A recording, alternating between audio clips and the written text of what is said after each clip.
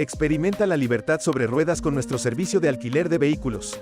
Desde elegantes sedanes hasta robustos todoterrenos, tenemos el vehículo perfecto para cada ocasión. Reserva fácilmente, con precios imbatibles y sin complicaciones. Descubre el placer de viajar a tu manera. Alquila con nosotros hoy mismo y haz cada viaje inolvidable. Daurin Enterprises.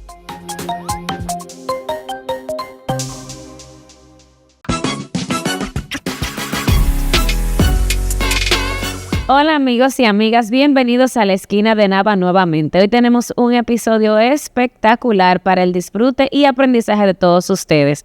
Recuerden, antes que todo, suscribirse a este canal y seguirnos a través de nuestra cuenta de Instagram como la esquina de Nava. Comparte este contenido y por supuesto, dale like. Vamos a conversar con alguien súper interesante porque ahora mismo la salud se ha vuelto primordial para tener un mejor estilo de vida. Dime, Águeda, ¿de quién se trata? Hola, Catherine. Sí, como tú dices, hoy tenemos un tema interesante, como siempre. Hablaremos sobre salud. Específicamente tenemos aquí a la doctora Jacqueline Díaz. Saludos, doctora. Saludos, buenas tardes. Gracias por la invitación. Un placer tenerla aquí con nosotras. Y quiero empezar, doctora, preguntándole. Hoy en día se ve que hay muchas personas con diabetes. O sea, ¿por qué se da esto? Y principalmente, algo que yo vería como preocupante es que muchos jóvenes, ¿esta enfermedad es genética o solamente o también se puede uno mismo provocársela? Sí, es muy interesante. En las últimas décadas existe un aumento, un incremento del diagnóstico de diabetes mellitus por el incremento paulatino del sobrepeso y la obesidad en la población. O sea, van acompasados. A medida que en la población cada vez personas más jóvenes llegan al sobrepeso y a la obesidad, en ese mismo tenor va incrementando los casos de diabetes mellitus tipo 2 que antes lo veíamos en personas de edad más avanzada, o sea, después de los 45 años. Ahora lo estamos viendo más tempranamente. Y en cuanto a la forma, sí existe multifactoriales en la diabetes. O sea, tú tienes predisposición genética. Tener un solo padre con diabetes te da un 30% de riesgo para desarrollar diabetes. Pero si tú tienes ambos padres viviendo con diabetes, tu riesgo se multiplica a un 70% de riesgo de tú desarrollar diabetes. Entonces, esa persona tiene que tener más cuidado con lo que es su alimentación, su ejercicio y su estilo de vida. Siempre hemos escuchado que le dicen a uno, no comes tanta azúcar que te va a dar diabetes. ¿Es verdad eso? Bueno, en un sentido es verdad, porque nadie necesita agregar azúcar a la comida. El azúcar no tiene ningún nutriente. Y el azúcar se encuentra en muchos alimentos que ingerimos sin darnos cuenta, que luego el cuerpo la va a metabolizar en azúcar. Cuando uno le dice eso a los pacientes es para que no agreguen azúcar, o sea, al café, a los jugos, a los té, que no haya azúcar refinado sobreañadido. Está muy de moda tomar café sin azúcar. ¿Tú no te lo tomarías, Catherine? Yo me lo tomo, pero no es de mi agrado. A nadie le gusta y es difícil. Pero uno puede ir haciendo eso poco a poco. Es poco a poco porque uno creció y a todo uno le endulzaban hasta la leche cuando era pequeño. ¿De dónde viene esa cultura de endulzar todo entonces? Porque cuando uno es pequeñito, la gente quiere que le sepa bueno para que uno coma, para que uno ingiera alimento. Pero ya luego eso no es necesario porque no te va a suplir ningún nutriente. Y las comidas deben tener nutrientes, tanto macronutrientes como son los lípidos, las grasas y las proteínas, como los micronutrientes que están en la fruta y los vegetales, que son las vitaminas y los minerales. Y esos dos grupos son los que tú necesitas. Y en el caso de los edulcorantes, que supuestamente no tienen grasa, pero sí endulzan. Para uno poder hacer el cambio de los pacientes que dejaran el azúcar, hasta nosotros los médicos los prescribíamos los edulcorantes. Uh-huh. Pero ya luego que se hicieron estudios a gran escala, se evidenció que eran más perjudicial que la misma azúcar, porque algunos se asociaron a cáncer, a desarrollo de cáncer y al desarrollo de otras patologías. Y por eso hoy en día ustedes ven que los médicos ya no lo prescriben. y la miel para endulzar las cosas tampoco es válido. Bueno, depende de qué situación de salud tú tengas. En algunos pacientes con desnutrición o con carencia de hierro y cosas, se le puede sugerir que le agregue miel al té, ¿ok? O en las tostadas, pero sería como un nutriente. Okay. No es que tú le vas a estar echando miel a todo, porque entonces ya ahí va a exceder la cantidad de azúcar que tú requieres. Y es cierto que la diabetes, volviendo al tema de la diabetes, por ejemplo, afecta también la psicología, la forma en que la persona se desenvuelve en su día a día. Bueno, cuando una persona es diagnosticada con diabetes, muchas veces no sabe cómo aceptar ese diagnóstico porque es para toda la vida que va a tener que cuidarse o dejar de comer muchas cosas. Y a veces, dependiendo del médico con el que él interactúa de primera vez, él puede tomar esto como una fatalidad o como una oportunidad.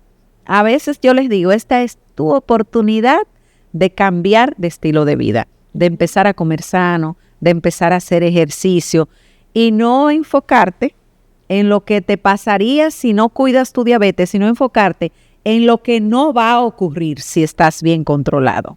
Porque esa es lo que pasa.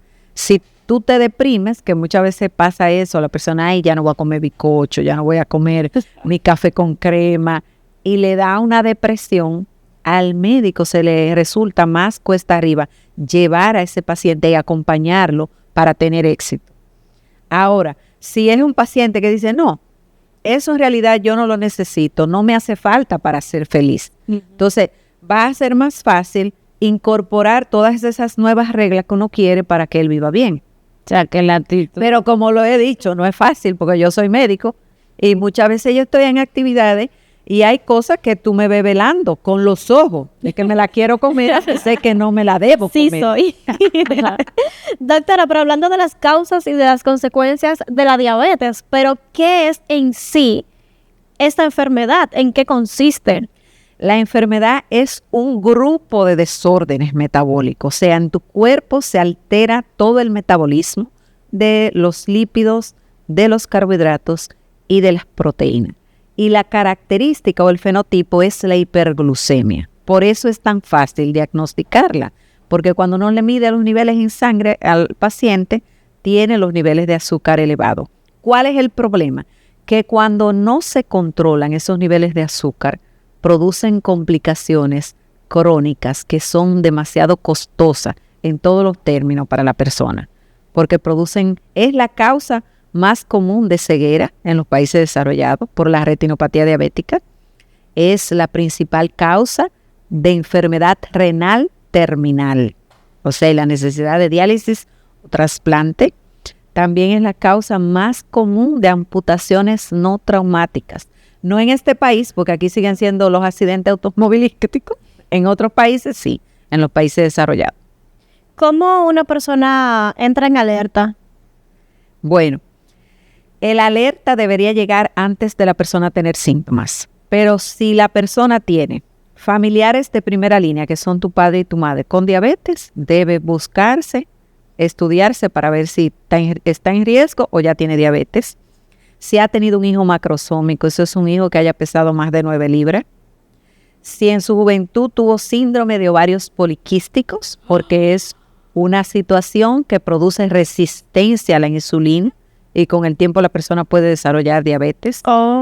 Si está en sobrepeso, eso es más de 25 kilos por metro cuadrado, u obesidad.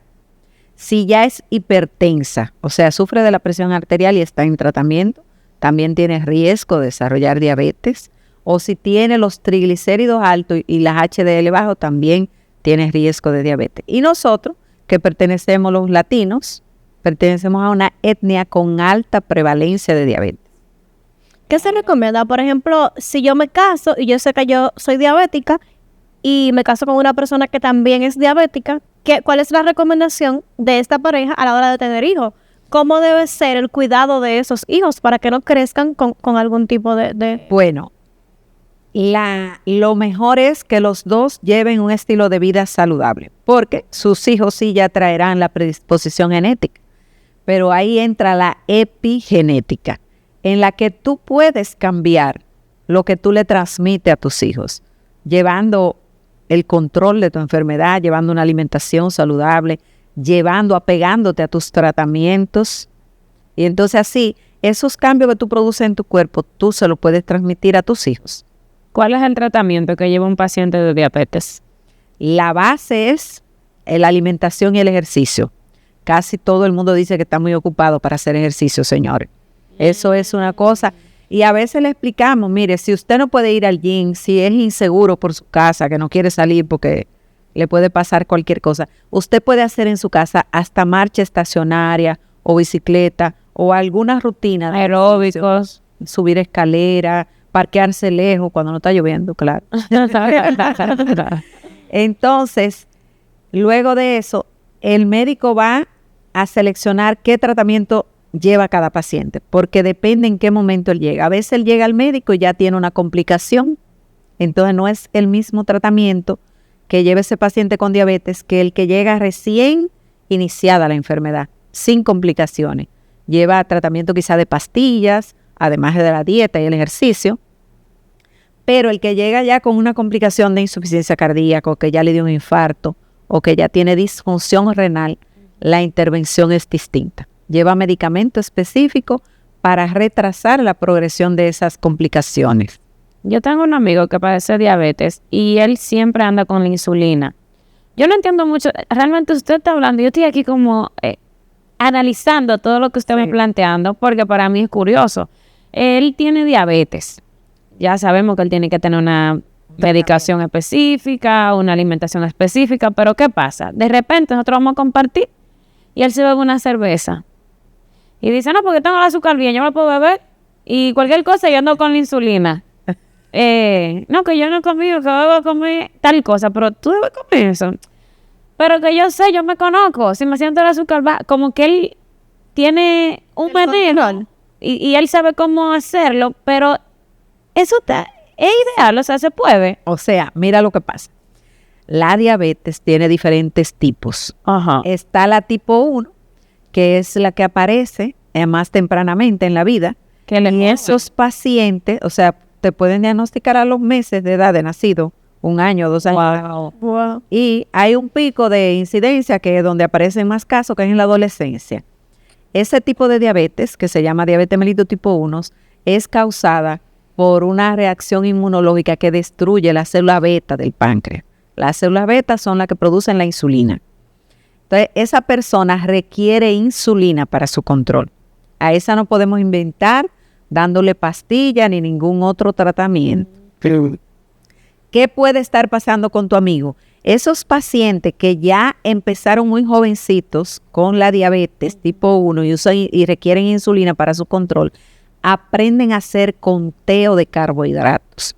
Ellos saben que una tostada de pan tiene 75 gramos de carbohidratos, que tal cosa tiene 100 gramos de carbohidratos, que tal cosa tiene 8 gramos de carbohidratos, y por eso tú ves que ellos se dan permiso a veces de comer cosas y luego ajustan la dosis de insulina de acuerdo a la cantidad de carbohidratos que tuvo la porción de alimento que ellos comieron. Por el azúcar que eso tiene. Sí, porque ya ellos saben a qué cantidad se le va a elevar más o menos el azúcar cuando ellos ingieren esa cantidad de alimento y en base a eso se aprenden a manejar. Entonces la insulina lo que hace es bajar el nivel de azúcar. Sí.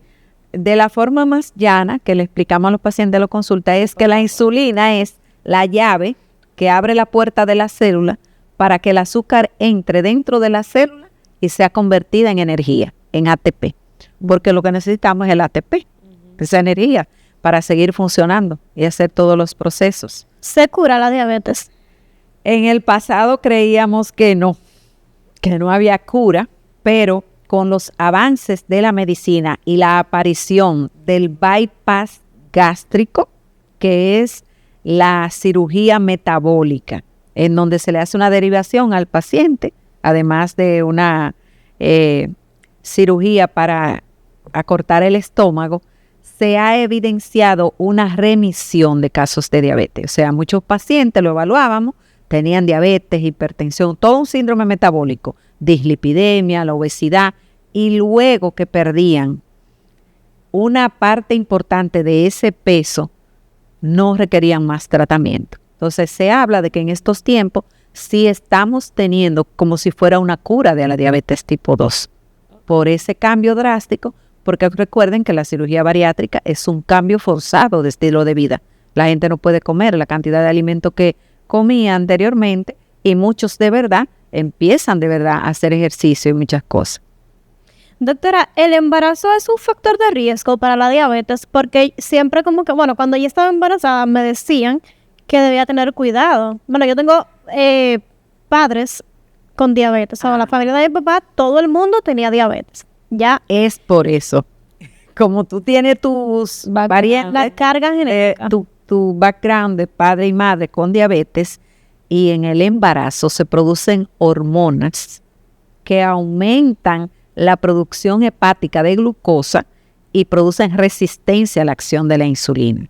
Y por eso mujeres que nunca han sido diabéticas, durante algunos embarazos, desarrollan lo que se llama diabetes gestacional. Ok. Algunas de ellas, luego de desembarazarse, quedan con un perfil metabólico normal, pero siguen con el riesgo de desarrollar diabetes tipo 2 hasta para 10 años posparto. Y entonces, ¿cómo una persona puede evitar que le pueda desarrollar la diabetes, ya sea embarazada? Embarazada, lo que se le hace énfasis es en la alimentación, y si no es un embarazo de alto riesgo, que en el embarazo haga actividad física, que camine, que lo que ella estaba acostumbrada a hacer. Hay mujeres que hacen yoga antes de embarazarse y durante el embarazo también siguen haciendo su yoga y sus ejercicios. No se recomiendan ya ejercicios más bruscos ni de fuerza. Exacto, porque ya eso es peligroso. Pero sí, si hacía ejercicio antes de embarazarse, que continúe haciéndolo durante el embarazo y alimentándose adecuadamente. Ya el ginecólogo, en determinados momentos del embarazo, le hará la prueba de la glucosa o una curva para determinar si ella está padeciendo de diabetes. Además de endocrinóloga, usted es nutricionista. Esto va de la mano. Usted decidió, ya fuera de la enfermedad, usted decidió hacerlo porque primero por hacer la endocrinología y luego ser nutricionista para llevar las dos especialidades de la mano. ¿O cómo surgió esa curiosidad en usted? No fue una curiosidad. Cuando estaba haciendo medicina interna en el Hospital Salvador Begotier, el programa de endocrinología estaba con sinergia con nutrición. O sea, para graduarte de endocrinología tenías que hacer nutrición clínica y hospitalaria.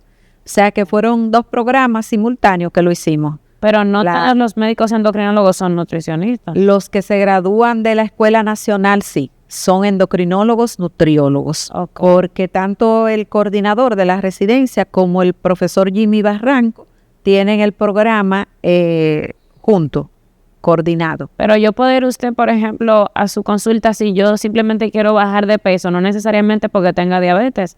También usted hace ese tipo de... No es lo que más hago en mi práctica, pero ya si el paciente tiene la necesidad, y yo veo que sí, que tiene, porque es maravilloso ver lo que puede pasarle a una persona, aunque pierda poco, aunque pierda un 5%, porque se le vierten muchas complicaciones. Claro que sí. Doctora, y en ese mismo tema de bajar de peso, hay una tendencia a las personas, los entrenadores de los gimnasios, ¿no? Coach se llama. Coach, entrenadores.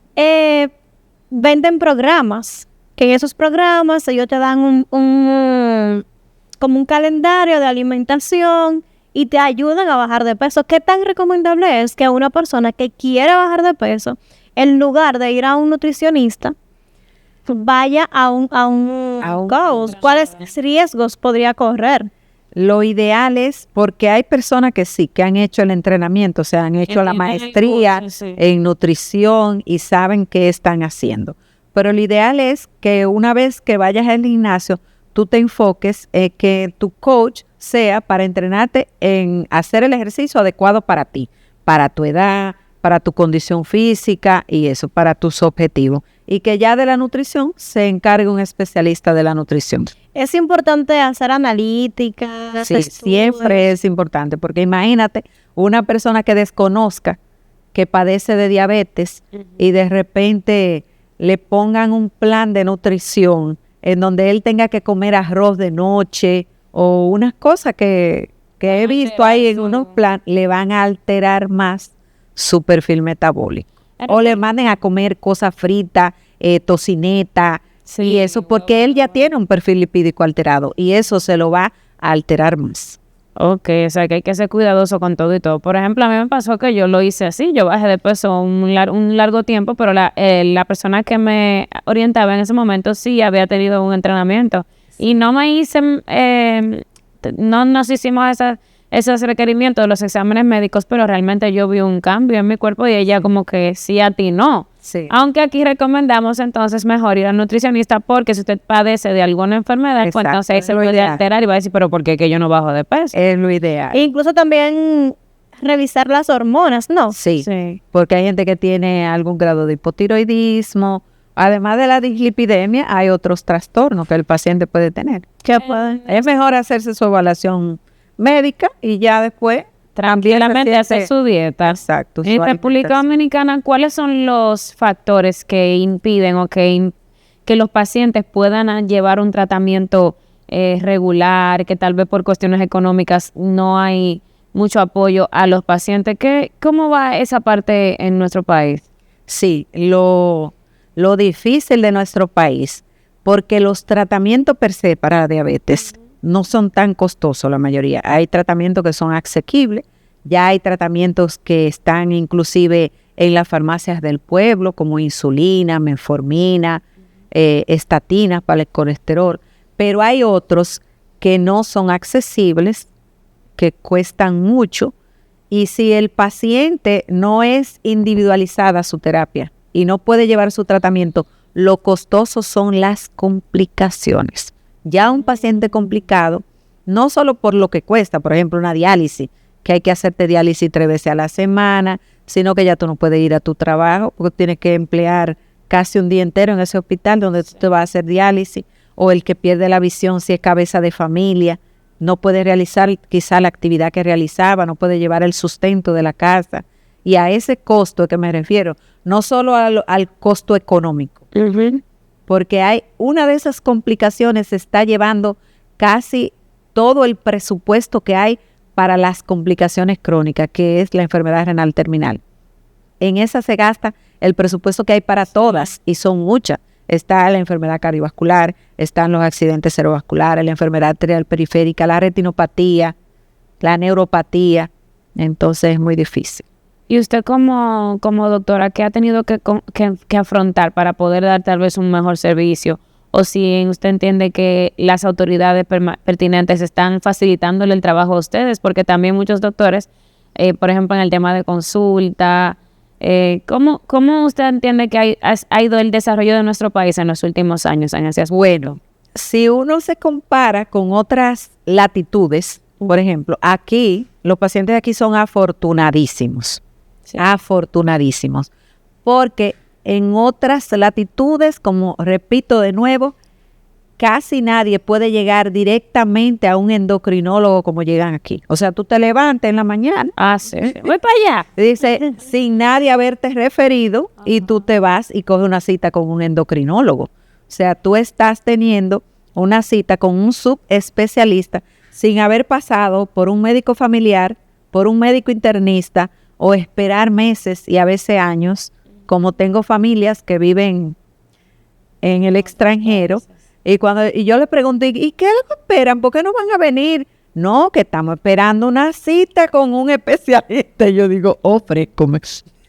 Sí. Que es una cosa muy difícil. O sea, lo que el dominicano tiene que aprender es a valorar las cosas que él sí tiene a mano. Y generalmente aquí en la mayoría de los hospitales hay consultas especializadas y ellos tienen acceso a ver a los especialistas. Ya aquí se está implantando también lo de la atención primaria, que eso va a desahogar un poco, que no sea tan dura la espera de tú esperar 3 meses, 6 meses, sino que te puede ir viendo. Exacto, puede ir viendo. Y sí, yo creo que nos estamos encaminando para mejor cada día. ¿Cuántos endocrinólogos hay en el país? Hasta donde tuve conocimiento, somos un total de 200 endocrinólogos. Y usted me decía fuera de... Pero hay 25 que son endocrinólogos pediatras y hay 20 que son endocrinólogos ginecológicos. Y dan abasto, porque pero no hay escucho muchos, los entonces. discos, sí, Sí. dan abasto. No, pero muchacha, damos abasto, ¿por qué? Porque en el país, desde hace más de 2 o 3 décadas, hay una escuela que prepara diabetólogos, Ok. que en otros países desarrollados de Europa y Estados Unidos no existe esa especialidad, pero aquí sí. Y surgió como una necesidad y se ha quedado por la alta prevalencia de diabetes. Entonces ellos son especialistas en diabetes. Entonces ellos, por supuesto que la gran cantidad, ellos son un gran número también, atienden personas con diabetes, obesidad, dislipidemia. Entonces sí, yo creo que sí que estamos dando avance. Sí. No, porque fuera de cámaras. Y se siguen preparando. No para eso, que habían obtenido muchas citas. Sí, pero ha aumentado más la demanda por esto mismo de las redes. La gente tiene más conocimiento de a dónde ir, porque escucha los episodios, escucha cosas de Instagram, se pone a leer y dice, pero yo tengo esto, yo estoy orinando mucho, bebiendo mucho, con visión borrosa, tengo que ir a un endocrinólogo y va a chequearse a ver si tiene diabetes. Okay. ¿Y le ha pasado que alguna persona por situaciones X, por ejemplo, que estaba tomando alcohol y me pasó tal cosa, el diabético puede tomar alcohol realmente? Lo ideal, nosotros no recomendamos el alcohol en la consulta a los médicos, porque a pesar... No, en ningún lado lo recomiendan, pero... Mira que eso es lo que pasa. Mira, la gente lee en la revista la dieta mediterránea. La dieta mediterránea tiene pescado, ensalada, vegetales y una copa de vino. Pero donde un país frío, por allá, que la gente camina mucho. Sí. O sea que hay que ver. Pero aquí, tú no le puedes decir a un dominicano que se tome una copa de vino. Primero, él no va a descorchar una botella para ver Y se va a dar una sola copa. Entonces, regularmente no hacemos recomendación de ingesta de alcohol. Pero no haría daño si la gente se pudiera tomar una sola copa de vino. Por lo de los flavonoides y todo eso, antioxidantes, lo que tienen los vinos. Pero, entonces, En español, por favor. sí, pero regularmente no se recomienda. Y además, cuando están usando metformina, si beben alcohol y beben más de la cantidad, le puede dar un efecto antabús que le da mareo, náusea, vómito. Okay. O le pueden disminuir peligrosamente la glucosa. Y hay gente que dice, hoy no me voy a beber la pastilla. Porque voy a beber y me va a quemar el azúcar, el alcohol. Ajá. ¿Verdad? Pero Hay gente, yo he visto gente que dice eso. hasta cierto punto es peligroso, porque si están haciendo dieta de verdad, comiendo poca cantidad de alimentos, recuerden que cuando la gente ingiere alcohol, si no ha comido bien, ¿qué pasa? Se emborracha más pronto. Sí, pasado. Entonces, Uno se marea. Eso por la baja. sí, Por la cuando baja bajan los de niveles de azúcar. No, ya lo sé. Doctora, si alguien necesita más orientación, conocer de su consulta o de usted en las redes sociales, ¿cómo pueden seguirla? Mi Instagram es j.doctoradíaz y mi consultorio está en la Clínica Independencia Sur, porque hay 2, en las tardes, en los consultorios médicos 3. Así que ya ustedes saben cuáles son los lugares ideales para que usted se oriente en base a esta enfermedad y cualquier otra Patología ¿Qué endocrina. otra patología también tratan los endocrinólogos? Las enfermedades del tiroides, que son varias, los trastornos de la pituitaria, que están aquí en la base del cerebro, Perdón. los trastornos de las adrenales, que regulan el cortisol y todo eso, y los trastornos de los ovarios y la fertilidad. Y otra, ya íbamos a terminar, pero ahora me recordé de una cosa. Hay una enfermedad que se llama la diabetes, que tiene que ver con la... Insípida. No, es otra con la psicología. Emocionales. Sí, no es verdad. No es verdad. Ay, sí, yo he va. escuchado Eso no diabetes está en emocional. ningún libro. Lo que pasa es que si la persona tiene diabetes y desconoce que tiene diabetes, cuando tú tienes algún tipo de estrés, sea un sufrimiento porque rompiste con un novio o se te murió algún familiar o te botaron de tu trabajo soñado, Ajá. te van a subir las hormonas del estrés, que son el cortisol, las catecolaminas, y esas hormonas suben, aumentan la producción hepática de glucosa y producen resistencia a la insulina y te sube el azúcar. Si tú no tienes diabetes, tu páncreas va a regular eso. sea, tú puedes estar con un estrés de todo, que tú quieras. pero tu páncreas va a resolver eso. Pero si tú tenías diabetes y lo desconocías, ese va a ser el momento que se te va a desenmascarar la enfermedad, porque te va a subir a 500, a 600, pero no es una diabetes emocional. Tú tenías Tú eres diabético. y esta crisis emocional te la desenmascara. Porque yo le pregunto también, porque justamente el compañero que le comentaba anteriormente, que tiene diabetes, también él dice que él se molesta más fácil, que él explota más rápido, porque a veces cuando el azúcar se le baja. Pero eso no lo sabemos los médicos por qué pasa, pero sí, ellos tienen un Influye. switch ahí que Una cosa que son explosivas. sí, Ah, más porque tú... se es se un irritan mito, más es fácil una realidad. o se ponen tristes más fácil. O sea, todo Hay que está como tener- ahí. O sea, que Mira, entonces, ¿qué tiene que ver con las hormonas? Cuando yo lo sepa, se los digo, pero no está descrito la fisiopatología de por qué ellos tienen esa alteración, así, esos cambios. No está pero hay que descrito. tenerle paciencia, Sí. independientemente de que no esté tal vez establecido por los libritos, pero téngale paciencia a sus seres queridos, a sus amigos que Los diabéticos. sufran Sí, de para ustedes los diabéticos tampoco se aprovechen, ¿eh? Ah, está bien. Muchas gracias, Jacqueline. Muy amable, un placer haber conversado con usted. Háganle Y aprender sobre este tema. Muchísimas gracias. De verdad, ustedes recuerden compartir este contenido, seguirnos en nuestras redes sociales y suscríbanse aquí en nuestro canal de YouTube. Nos vemos en la próxima.